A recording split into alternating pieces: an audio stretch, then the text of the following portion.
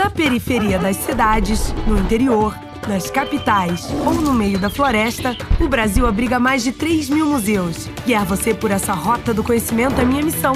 Para quem não sabe, eu sou uma curiosa câmera de TV. Pé na estrada! Hoje, vamos conhecer o Museu de História do Pantanal, que fica no Mato Grosso do Sul, Corumbá, no Porto Geral.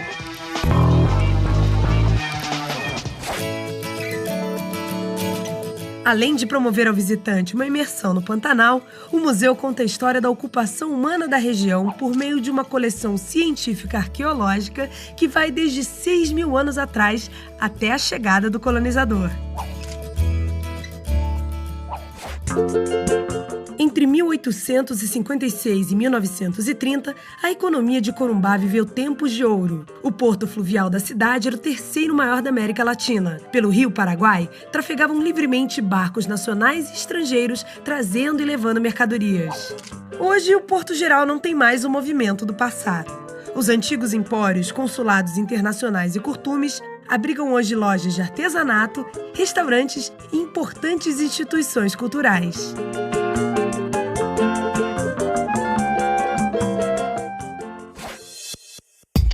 O prédio do Museu de História do Pantanal hoje faz parte do antigo Casario do Porto, um complexo arquitetônico tombado pelo IPHAN. Primeira parada, imersão ao Pantanal. Vamos! Eu sou um agente de trem, do trem do Pantanal. Quem já ouviu falar? Nós vamos entrar na primeira sala, chamada túnel de imersão. Essa sala, a gente vai poder contemplar um pouquinho dessas belezas que tem no Pantanal, que pouca gente conhece, até mesmo pessoas daqui da região ainda não tiveram oportunidade de conhecer. Enquanto estiver em trem, através... Vamos nos acomodar porque a viagem vai ser longa. As estrelas do cruzeiro fazem um sinal. O que é o Pantanal, né? Alguém sabe aí o que é o Pantanal? É a maior planície alagável do mundo, tá? Do mundo, ou seja, boa parte da água doce e potável do planeta se encontra aqui no Pantanal. Ele é tão grande que a sua extensão vem desde Cáceres, no Mato Grosso, até a próxima região de Aquidauana, aqui em Mato Grosso do Sul. Ainda pega um pedacinho da Bolívia e um pedacinho do Paraguai. Chamamos a esse espaço a imersão aos Pantanais. É um túnel de imersão em que o visitante ele passa a ter uma nova sensibilidade. Então ele deixa a vivência do lado externo do museu e a partir daqui ele vai ter uma nova experiência. Toda a história acontece em um lugar. Então, para você entender essa história, antes é necessário que você conheça o lugar. Então, primeiro nós vamos falar da geomorfologia do Pantanal, do que ele é constituído, há quanto tempo ele é assim. E isso já te leva a um senso crítico, porque se ele é uma bacia, ele recebe água das partes de cima. E se tem veneno em cima, eles descem para baixo. Então, é com muita apreensão que nós vemos a questão da poluição, por exemplo. Pessoal, o assoreamento em Corumbá também pode ser uma realidade no Rio Paraguai, tá? Ele já aconteceu no rio muito famoso do Pantanal, chamado Rio Taquari. Já ouviram falar no Rio Taquari, né? O Rio Taquari é um rio que já foi assoreado, está assoreado. Muitas partes do Rio Taquari às vezes não tem mais volta, tá?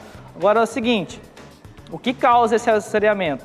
Os pecuaristas destroem a mata ciliar para poder fazer pasto para os gados. Também causa o assoreamento. E outras coisas mais como a poluição. Com quantos paus se faz uma canoa? Essa aqui, com um só. Ela é feita a partir de um único tronco de madeira escavado. Junto com as balsas, são as mais antigas embarcações utilizadas pelo homem e foram utilizadas por praticamente todos os povos primitivos, inclusive os primeiros povos aqui do Pantanal. E eu não poderia deixar de falar dos peixes, porque os peixes, eles são um personagem importante. E aqui nós resolvemos dessa forma, com ilustrações científicas. Então eu fiz como se fosse um aquário. O Pantanal é um dos ecossistemas mais ricos do planeta no que diz respeito à diversidade de espécies de animais. Acredita-se existir 400 espécies de peixes, 300 de mamíferos, 480 de répteis e mais de 1.000 espécies de aves. Entre elas, o tuiuiu, ave símbolo do Pantanal. O Museu de História do Pantanal, nós chamamos de MUPAN, ele nasceu da necessidade de se contar a história da ocupação humana do povo pantaneiro para a própria comunidade de Corumbá, que desconhecia sua história, que não tinha um local. Então, ele é o primeiro museu aqui na cidade e a Fundação Barbosa Rodrigues ela foi convidada para fazer a implantação desse museu e até hoje faz a gestão. A Fundação tem 30 anos que trabalha com educação e cultura, então ficou muito fácil para ela procurar esse relacionamento com as escolas, com a comunidade e despertar no povo a vontade de conhecer o museu e de sentir que o museu é uma atração e um equipamento para a cidade mostrar aos turistas. Então, ele é um motivo de orgulho para a comunidade pantaneira. Nós descemos aqui. Essa exposição aqui aborda a pré-história. São mais de 8.000 anos de presença humana registrados no Pantanal Mato-Grossense. A primeira vitrine mostra como é o trabalho de investigação dos arqueólogos. A ideia do cenário é bem simples. Parecer que os profissionais saíram para tomar um cafezinho e já voltam, mas deixaram tudo aí. Ferramenta e marcações para os visitantes xeritarem suas pesquisas. Vamos! Próxima parada. Os primeiros indícios de seres humanos aqui do Pantanal datam de 8.200 anos aproximadamente. Como que eu sei que o ser humano veio nesse período para cá e como que eu sei que eles viviam nessa época? Graças a esse serviço aqui, dos sítios arqueológicos, o trabalho dos arqueólogos, já ouviram falar? O arqueólogo ele tem um trabalho muito importante que ele procura o quê? As pistas que o ser humano deixa.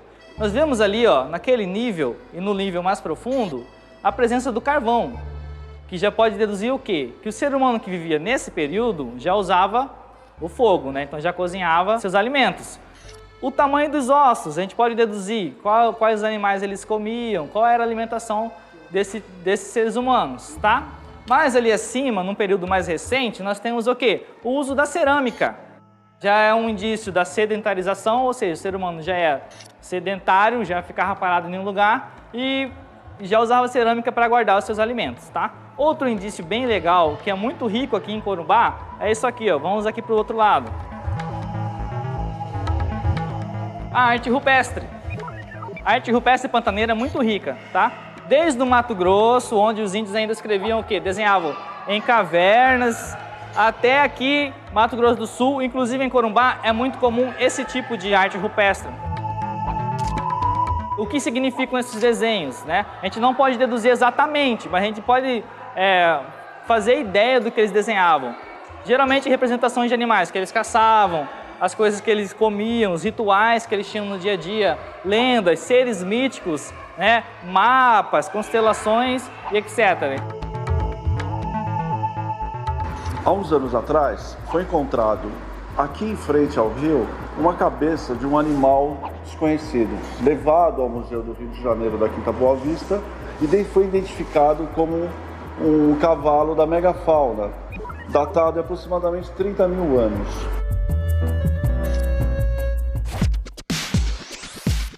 Aqui, ó, nós temos a unha de um bicho preguiça gigante. Imagina o tamanho desse animal, né? Chegava até 6 metros de altura.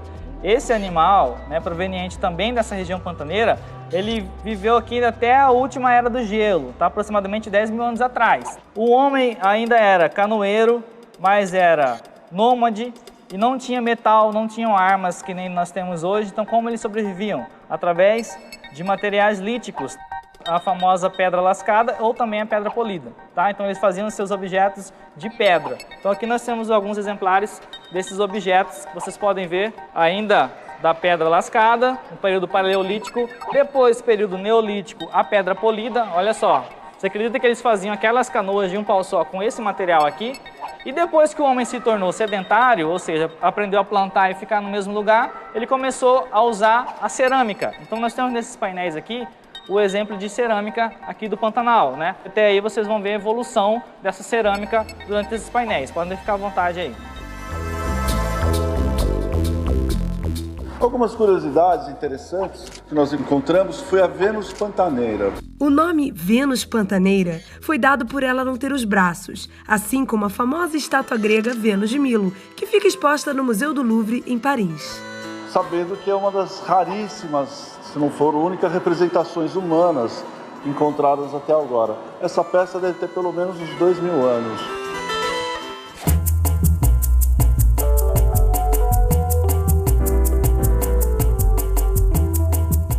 E aqui é a dura verdade. Essas flechas que vocês veem são as civilizações que restaram depois do contato com o europeu. As que estão em sombras são as sociedades que não sobreviveram e restaram apenas sombras. Antes da chegada dos europeus na região do Brasil, do Pantanal e também de todo o território brasileiro, havia aproximadamente 200 mil indígenas nessa região do Pantanal. E após a chegada dos europeus, com o processo de colonização, fundação das cidades e tudo, essa população reduziu bastante para aproximadamente 25 mil indígenas. No próximo bloco, vamos saber como foi a chegada dos europeus ao Pantanal. Mas enquanto isso, que tal um mergulho no Rio Paraguai? Fica aí que a gente já volta.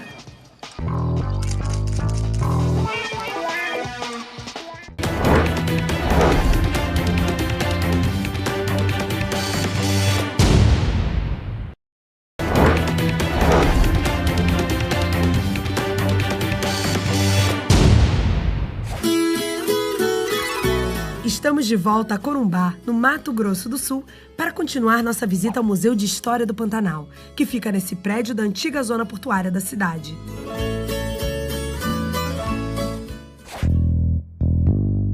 O museu guarda a história da ocupação humana na região e promove uma imersão no Pantanal, que muitas vezes, mesmo quem é daqui, não conhece.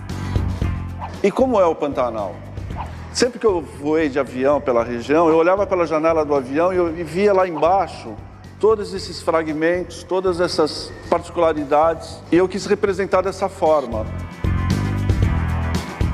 Considerado Patrimônio Natural Mundial e Reserva Biosfera pela Unesco, o Pantanal Mato-Grossense possui 250 mil quilômetros de extensão. É a maior planície alagável do mundo. A maior parte fica no Brasil, além de também englobar o norte do Paraguai e o leste da Bolívia. O complexo pantaneiro é dividido em 10 pantanais diferentes, em função da sua hidrologia, vegetação e clima. Aqui nós dividimos os 10 pantanais. A parte de cima é a visão que você tem superior, aérea. A do meio é uma visão horizontal, é aquilo que você enxerga quando está no chão. Cada um deles. Essa parte, um pouco mais para baixo, nós temos a flora e a fauna, típicas de cada região. Então, por exemplo, o Pantanal do Poconé, que fica no estado do Mato Grosso, ele tem essa particularidade, é um lugar que alaga mais. Nós temos aqui uma vegetação típica do Baixo Pantanal, são vegetações que intermeiam por grande parte do tempo, estando sujeito a um alto grau de hidromorfismo. O Pantanal contém diversas populações de animais. Um exemplo, temos a onça pintada, que é do topo da cadeia, um carnívoro, jacarés, né? E mais uma parte aqui de cordilheira, que é a parte mais alta, que tem em torno de 1 a 4 metros acima das depressões e geralmente não são inundáveis. Entre a parte baixa, que é uma baía, o cerrado, que é a parte mais alta, há toda uma vegetação de gramíneas, onde se desenvolve a pecuária de toda essa região. Aqui a gente vê ainda uma sucuri, que é um réptil típico daqui da nossa região. A sucuri é a maior e mais pesada cobra do mundo. Ela chega a medir 11 metros e pesar 250 quilos. Lembra do filme Anaconda, de 1997, gravado parte aqui no Brasil e parte no Peru? Pois é, ela foi a grande estrela.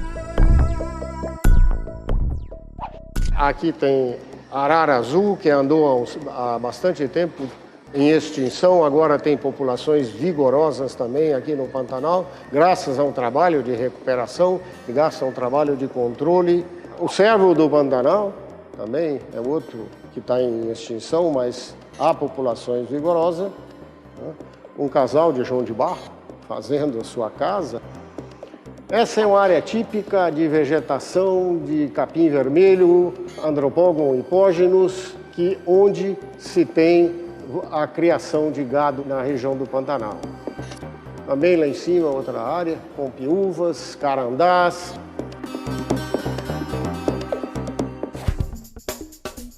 Além de mostrar o Pantanal mais de perto para os visitantes, o museu também conta a história da ocupação pantaneira desde os homens primitivos, como vimos lá no primeiro bloco, até a chegada dos colonizadores europeus. Esse espaço representa o encontro de duas civilizações distintas. Uma que já estava aqui há aproximadamente 10 mil anos e uma outra que chegou vindo pelo Rio da Prata, subiram o Rio Paraná, alcançaram o Rio Paraguai e passaram aqui justamente em frente ao museu. Então, essa instalação eu tento mostrar como foi o olhar entre eles. Digamos que tenha sido uma fricção étnica, surgiu nesse momento. Primeiro foi receio, depois medo, depois inveja, ambição e começou, desde então, essa relação conflituosa. Os primeiros espanhóis que chegaram, nós contamos a vida deles nesse módulo. Quais foram as dificuldades, o que passaram. Aqui nós já temos os primeiros cronistas que registraram ideias, visões de mundo. Muitas vezes elas se confundiam entre o realismo e o fantástico. O domínio espanhol, ele ocorre também da implantação de missões jesuítas pelo Brasil. Elas ocorriam desde o Rio Grande do Sul, Santa Catarina, Paraná, até aqui o Mato Grosso do Sul.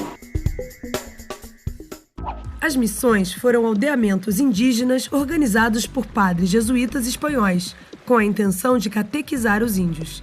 Chamadas também de reduções, aconteceram no Brasil, Paraguai, Uruguai e Argentina. Tinham como objetivo criar uma sociedade com as qualidades da sociedade cristã europeia, mas sem os seus vícios e maldades. Então o que acontece? Vieram para cá os padres jesuítas com o intuito de ensinar os nativos, no caso os índios, a viver como europeus. Então olha só que legal, vocês viram ali como os índios viviam. Aqui vocês já podem observar os índios usando roupa, né?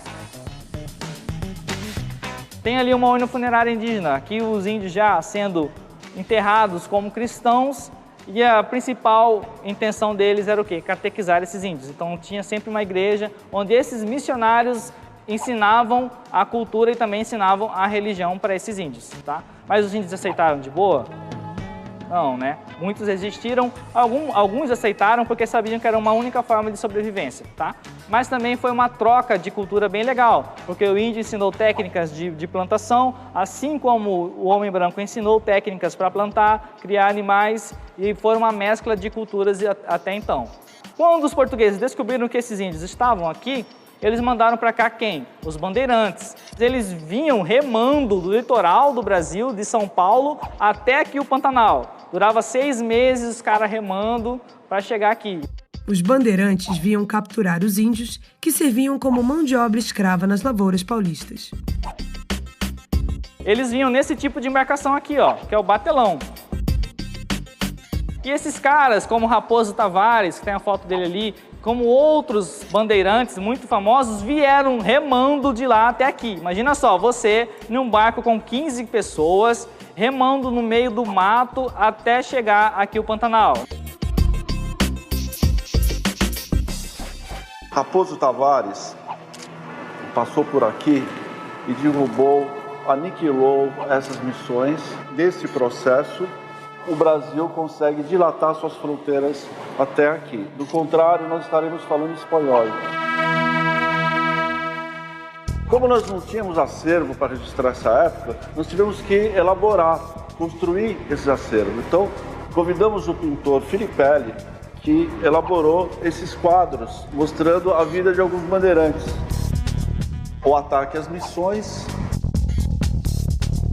E depois, esses bandeirantes, vindo buscar mão de obra escravocrata indígena, eles acabam descobrindo o ouro em Cuiabá. Então, esse movimento bandeirante, ele deixa de ser predatório e passa a ser exploratório das riquezas.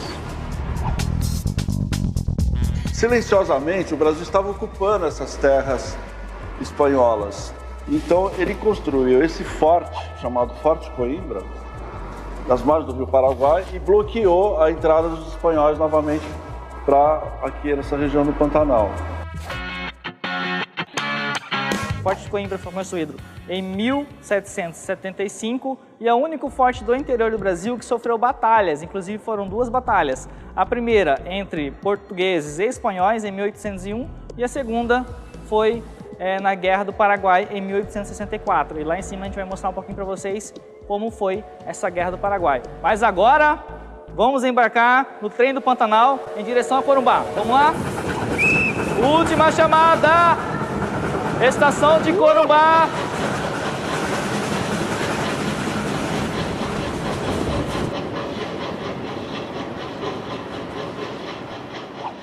De Miranda a Corumbá é só Pantanal, né? Então tem áreas muito mais baixas e qualquer coisa, qualquer enchente já muitas vezes atingia a própria ferrovia.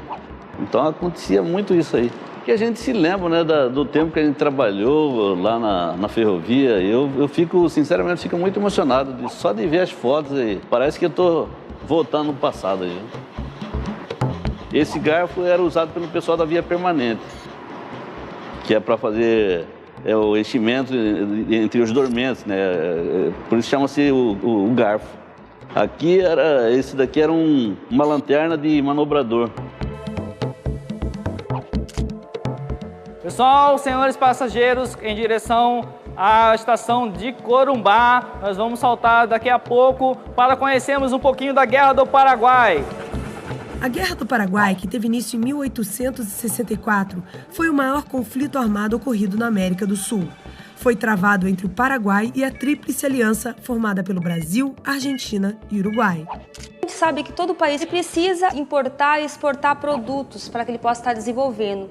E o Paraguai não tem saída para o mar. Então ele vai estar entrando em conflito com vários locais, vai buscar passagens, vai buscar uma expansão territorial para tentar fazer com que esse produto chegue em outros países da Europa. Um dos conflitos que vai ocorrer vai ser no Uruguai, por uma briga que vai ter entre partidos políticos dos brancos e colorados ocorridos dentro do Uruguai, que vai afetar diretamente as relações entre o Paraguai e o Brasil. O estopim para a guerra foi o ataque paraguaio ao navio brasileiro Marquês de Olinda. Após isso, os paraguaios todos bem instruídos, formados, capacitados, vão estar adentrando o Forte Coimbra, que é um forte que foi construído pelos portugueses. Vai ter um conflito inicial lá, assim por diante vão invadindo várias cidades da região. A gente tem aqui, adiante, o episódio que chama Retirada da Laguna, que foi uma estratégia do Brasil em adentrar um território paraguaio desconhecido. A estratégia não foi considerada muito criativa. Porque ele já estava com uma quantidade de pessoas, de soldados reduzidas, armamentos, e por desconhecimento do território já era mínimo. E o que aconteceu? Se depararam com doenças, falta de alimentação. Então, na verdade, essa estratégia botou em risco a maioria dos soldados. A gente percebe também, por essas imagens, a participação de homens, mulheres, negros, índios. Então as pessoas vão estar se apropriando desse evento para, na verdade, esse sentimento de nacionalismo, de lutar pela sua região. Em 1870, após 6 anos de batalhas, a guerra terminou com a vitória da Tríplice Aliança. Pessoal, depois da guerra, Corumbá começou a se organizar economicamente, tá? O que aconteceu depois? Ela atraiu a atenção de muitos imigrantes, sobretudo europeus. Vocês podem perceber o quê? Essa influência europeia pela arquitetura do nosso prédio e por outros detalhes na nossa cidade. Italianos, portugueses, franceses, espanhóis, eles começaram a mudar um pouquinho da cidade. Então Corumbá foi até então um pedacinho da Europa aqui no Pantanal. Imagina só. Mamma mia, mamma mia! Você viu meu marido? Alguém viu meu marido? A sala expõe imagens e objetos que ilustram a presença desses imigrantes no Pantanal, sobretudo em Corumbá. Esse espaço aqui, ele é múltiplo. Aqui acontecem oficinas, workshops, cursos. Logo nessa sala também nós temos palestras, salas de cinema. Eles fazem a sessão Corumbela. Então, a comunidade adotou esse museu porque ela se vê representada aqui.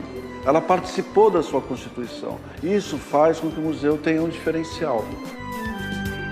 Quer conhecer o Museu de História do Pantanal pessoalmente? Então anota o endereço: Porto Geral, Corumbá, Mato Grosso do Sul.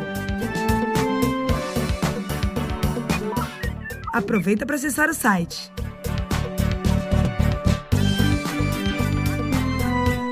Tchau, pessoal, e até o próximo museu!